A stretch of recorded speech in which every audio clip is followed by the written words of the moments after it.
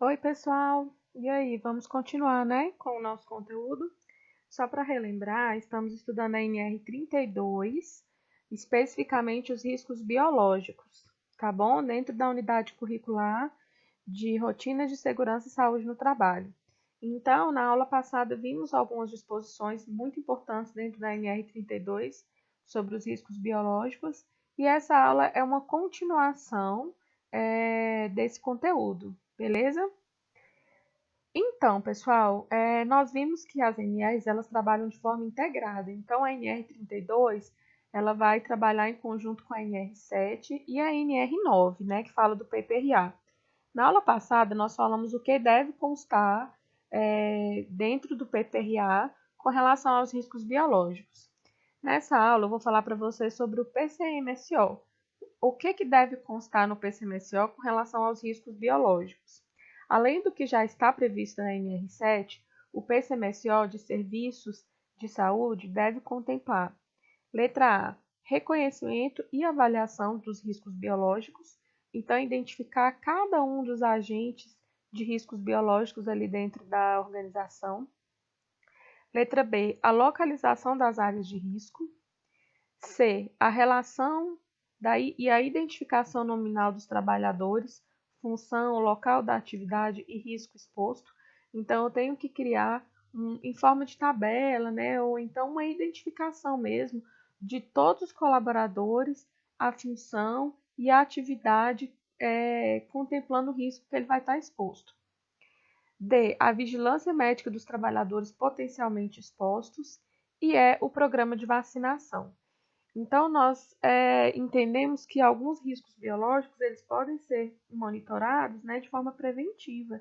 E a vacinação é justamente isso, é uma ação preventiva, né, para que esses colaboradores que tenham contato com risco biológico já estejam protegidos. Sobre a transferência com mudança de risco. Então, se eu vou mudar algum colaborador do setor, eu tenho que observar esse item da NR32. Sempre que houver transferência permanente ou ocasional de um trabalhador para outro posto de trabalho que implique em mudança de risco, esta deve ser comunicada de imediato ao médico coordenador ou responsável pelo PCMSO. Então, o médico que é o coordenador do programa, ele tem que ser comunicado dessa transferência ocasional, né, ou permanente, porque cada setor ali dentro dos serviços de saúde vai ter os seus riscos. Então, a transferência ou a mudança de setor implica também a mudança do risco a qual o colaborador vai estar exposto. Também com relação ao PCMSO, né, a possibilidade de exposição acidental aos agentes biológicos deve constar no PCMSO os procedimentos a serem adotados para diagnóstico, acompanhamento e prevenção do soro, conversão e das doenças. Então, eu tenho que contemplar no PCMSO o que vai ser adotado no caso desse acidente, dessa exposição acidental a algum agente biológico. P. As medidas para descontaminação do local de trabalho. Então, se houve um acidente onde tem riscos biológicos, a gente tem que contemplar no PCMSO como que serão essas medidas para descontaminação do local. C. O tratamento médico de emergência para os trabalhadores. Então, esse trabalhador que sofreu um acidente, a gente tem que ter um planejamento de como que vai ser o tratamento de emergência. D. A identificação dos responsáveis pela aplicação das medidas pertinentes. A relação dos estabelecimentos de saúde que podem prestar assistência aos trabalhadores. Então, eu tenho que relacionar onde será prestada o atendimento de primeiros socorros para esse funcionário que sofreu um acidente. F. As formas de remoção para atendimento dos trabalhadores. E G. A relação dos estabelecimentos de assistência à saúde depositários de imunoglobinas, vacinas, medicamentos necessários, materiais e insumos especiais. Então, pessoal, o serviço de saúde ele tem que estar preparado para um acidente envolvendo agentes biológicos. A prestação de primeiros socorros, a sorologia, tudo que vai ser adotado ali para evitar uma lesão maior na saúde do trabalhador. O PCMSO deve estar à disposição dos trabalhadores, bem como da inspeção do trabalho. Então, gente, como vocês já sabem, tanto o PPRA quanto o PCMSO tem que estar disponível para qualquer pessoa ali da organização ter acesso. O colaborador ele tem direito de saber os riscos que ele está exposto, as medidas corretivas, as medidas preventivas. Então, tanto o PCMSO quanto o PPRA tem que ser divulgado, tá? E, claro, também tem que estar disponível para fiscalização. Sobre a exposição acidental. Em toda ocorrência de acidente envolvendo riscos biológicos, com ou sem afastamento do trabalhador, deve ser emitida a comunicação de acidente de trabalho, que é a CAT. Então, a CAT ela vai ser enviada, né, ela vai ser comunicada em caso de acidente ou doença do trabalho. Nós temos aquele prazo de um dia útil, né, para a comunicação da CAT, e em caso de exposição acidental que envolve agentes biológicos, ela também tem que ser feita, também tem que ser comunicada. Aqui tem o modelo da CAT, você já tem esse modelo, em razão da outra unidade curricular, que nós preenchemos uma CAT, mas só para a gente relembrar. Então, sobre as medidas de proteção, né? As medidas devem ser adotadas a partir do resultado da avaliação dos riscos identificados no PPRA. Então, para cada agente biológico que eu identifiquei no PPRA, eu tenho que adotar as medidas de proteção. E em caso de exposição acidental ou incidental, medidas de proteção devem ser adotadas imediatamente, mesmo que não previstas no PPRA. A manipulação em ambiente laboratorial deve seguir as orientações contidas na publicação do Ministério da Saúde, Diretrizes Gerais para o Trabalho em Contenção com Material Biológico, correspondentes aos respectivos micro-organismos. A biossegurança. Aqui é um conceito muito bom de biossegurança para a gente poder estudar, né? É um conjunto de práticas, equipamentos e instalações voltadas para a prevenção, minimização ou eliminação de riscos inerentes às atividades de prestação de serviços, pesquisas, produção e ensino, visando a saúde dos homens, a preservação do ambiente e a qualidade dos resultados. Então, a biossegurança é uma prática, né, que a gente tem que trazer para a rotina aí dentro dos serviços de saúde. Nós temos 4 níveis de biossegurança, de acordo com a NR32, NB1, NB2, NB3 e o nível NB4. Quais são os critérios para definir o nível de biossegurança? A virulência, o modo de transmissão, a estabilidade, concentração e volume, origem do agente biológico, disponibilidade de medidas profiláticas, disponibilidade de tratamento eficaz, dose infectante, tipo de ensaio, fatores referentes ao trabalhador, nível básico de contenção, boas práticas de laboratório, utilização de equipamento de proteção e na adequação das utilizações com ênfase em indicadores de biossegurança. O laboratório não precisa estar separado das demais dependências do edifício. O trabalho é conduzido, em geral, em bancada. Então, para o nível de biossegurança 1, nós temos essas orientações, né? Ter o nível básico de contenção, ter as boas práticas de laboratório, a utilização de equipamentos de proteção e a adequação das instalações com ênfase em indicadores de biossegurança. O laboratório não necessariamente vai estar separado das demais dependências e o trabalho é conduzido de uma forma geral em bancada. Então, o nível 1 ele tem esses requisitos. Quanto maior for o nível de biossegurança, maior vai ser o isolamento ali da manipulação dos agentes biológicos. Continuando, né, o nível de biossegurança NB1. Símbolos de biossegurança para o risco, tem que ser tudo sinalizado, né? Procedimentos descritos em manuais, higiene das mãos, EPIs, são proibidas atividades de comer, beber ali dentro do estabelecimento, do laboratório. Recomenda-se a não utilização de adereços, né? É proibido levar qualquer objeto à boca no laboratório e cuidados com resíduos perfurocortantes.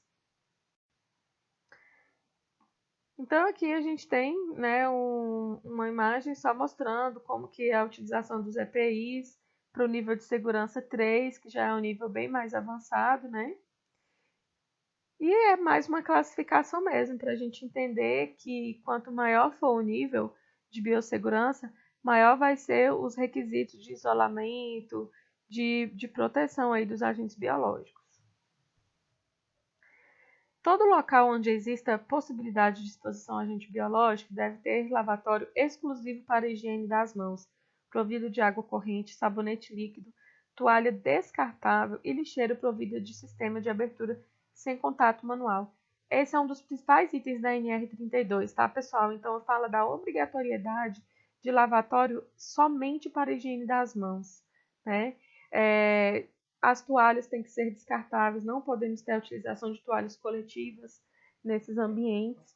E as lixeiras têm que ser providas de sistema de abertura sem contato manual, para evitar a contaminação. Os quartos ou enfermarias destinados ao isolamento de pacientes portadores de doenças infecto-contagiosas devem conter laboratório em seu interior. Não sei se na aula passada eu cheguei a mencionar isso com vocês, mas é um item muito importante. Então, tem que ter um lavatório dentro desses quartos, justamente para evitar que a contaminação, né, dessas doenças infecto-contagiosas. É uma avaliação médica obrigatória com emissão de documento para liberação. Então, esse colaborador, esse trabalhador que tem uma ferida ou uma lesão nos membros superiores, ele só voltará a trabalhar mediante essa avaliação médica obrigatória. Não é somente com a permissão do superior, não. É uma avaliação médica obrigatória, com emissão de laudo. Tá? A questão ficou errada. Próxima questãozinha aí. Os trabalhadores com feridas ou lesões nos membros superiores só podem iniciar suas atividades após avaliação médica obrigatória, com emissão de documento de liberação para o trabalho. Correto, né? Aí está o item de acordo com a NR32. Bom, pessoal, então para a gente continuar aí, né, o último assunto sobre a vacinação dos trabalhadores. A todo trabalhador do serviço de saúde deve ser fornecido gratuitamente programa de imunização ativa contra tétano, difteria, hepatite B e os estabelecidos no PCMSO. Então, a vacinação ela é uma das principais medidas preventivas, né, para que o trabalhador ele não seja infectado por esse tipo de riscos biológicos dentro ali do serviço de saúde, tá? Sempre que houver vacinas eficazes contra outros agentes biológicos a que os trabalhadores estão ou poderão estar expostos, o empregador deve fornecê-las gratuitamente. O empregador deve fazer o controle da eficácia da vacinação sempre que for recomendado pelo Ministério da Saúde e seus órgãos. Então, gente, normalmente vem ali o prontuário do enfermeiro, técnico de enfermagem, de todos os colaboradores do serviço de saúde, inclusive do técnico de segurança do trabalho, e nesse prontuário deve constar o programa de imunização, todas as vacinas que esse colaborador tomou ali para poder estar exercendo as suas atividades no serviço de saúde. Então, a vacinação é obrigatória para todo trabalhador dentro do estabelecimento de serviço de saúde. A vacinação deve obedecer às recomendações do Ministério da Saúde e deve ser registrada no prontuário clínico individual, que foi o que eu acabei de falar, tá? Deve ser fornecida ao trabalhador comprovante das vacinas recebidas. Então, aqui é só para a gente relembrar, né, sobre a vacinação. Ela deve ser fornecida gratuitamente. A imunização ativa deve contemplar tétano, difteria, hepatite B e outras exposições ao risco registradas no PCMSO. O controle da eficácia da vacinação deve ser feito sempre que for recomendado pelo Ministério da Saúde e deve haver o registro no prontuário e comprovante entregue ao trabalhador. O anexo 3, pessoal, da NR32 fala do plano de prevenção de acidentes com pérfuro cortantes, né? Então, você já sabe o que são pérfuro cortantes, que são aqueles materiais utilizados na assistência à saúde que tem ponta ou gume, ou que possam perfurar ou cortar. E tem o dispositivo de segurança, que é um item integrado a um conjunto do qual faça parte o elemento pérfuro cortante, ou uma tecnologia capaz de reduzir o risco de acidente, seja qual for o mecanismo de ativação do mesmo. Então, deve ser necessária a implementação de dispositivos de segurança com relação à utilização dos perfurocortantes, porque eles podem transmitir doenças em razão dos agentes biológicos. Aqui é uma recomendação da NR32, que eu já falei para vocês na aula passada, tá? É proibido o reencap. O empregador deve elaborar e implementar o plano de prevenção de riscos com materiais perfurocortantes, justamente para evitar a transmissão de doenças ali dentro da prestação de serviços de saúde. Bom, pessoal, então é isso sobre os riscos biológicos dentro da NR32. É importante que vocês leiam essa NR com foco nos riscos biológicos. É uma norma muito extensa, lá vai falar sobre outros assuntos, como riscos químicos, mas o nosso foco aqui nesse estudo principal são os riscos biológicos. Então, leiam a NR32 sobre o assunto de riscos biológicos, para que a gente possa facilitar o entendimento, resolver exercícios e ficar mais fácil aí o conteúdo, tá bom? Depois eu vou postar alguns exercícios e a gente vai poder dar continuidade à unidade curricular. Até mais!